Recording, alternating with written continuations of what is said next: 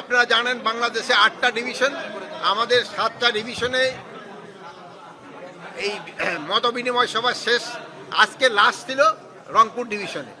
এখানে আমাদের মত বিনিময় সভা হয়েছে এবং তাদের প্রস্তুতি সম্বন্ধে আলোচনা হয়েছে। এখানে তাদের প্রস্তুতি মাশাআল্লাহ খুবই ভালো। যেইগুলি এই সময়ের ভিতরে প্রিপারেশন নেওয়ার প্রয়োজন ছিল ওই সব কটার প্রিপারেশনে তারা নিয়ে ফেলছে। এজন্য এই রংপুর ডিভিশনের সকল কর্মকর্তা কর্মচারীদের আমি ধন্যবাদ জানাই এবং এদের সাথে যারা আইন শৃঙ্খলা বাহিনী আছে জড়িত তাদেরও আমি ধন্যবাদ জানাই।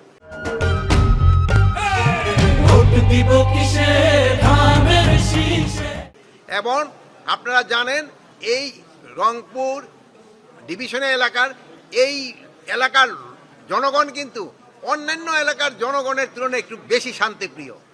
এরা কিন্তু খুবই নিরীহ প্রকৃতি এবং শান্তিপ্রিয় এবং এখানকার নির্বাচনটাও খুব শান্তিপূর্ণভাবে সুষ্ঠু এবং উৎসবমুখর পরিবেশে হবে এবং এটা একটা খুব ক্রেডিবল ইলেকশন হবে।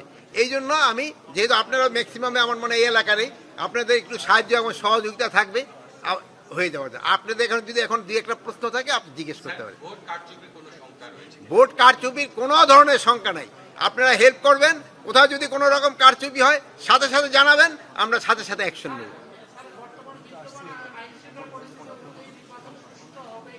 আপনি কি বলেন? আপনার কি বলেন? আপনি বলেন দেখি, আপনি বলেন, আপনি কি বলেন? আপনি টেলিফোন না করে আপনি বলেন। না না, ওনার যোগ না, আপনি ওনারে প্রশ্ন করছি। একজন আবার যোগ করবেন কেন? উনি বিয়োগ করে।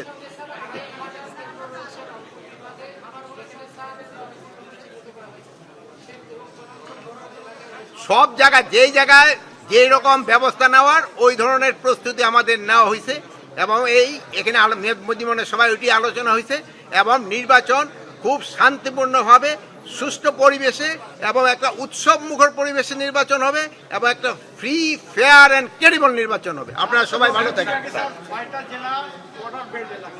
এই বর্ডার বেল এলাকা যেগুলি রয়ে গেছে এই জন্য ওখানে প্রচুর সংখ্যক বিজিবি মোতায়েন করা হয়েছে।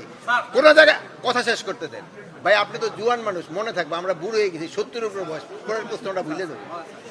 যদি ওই আপনারা জানেন 8 কিলোমিটারের ভিতরে সাধারণত সেনাবাহিনী যায় না, আমরা যদি ওরকম প্রয়োজন পড়ে সেনাবাহিনী ওই জায়গায় যাবে।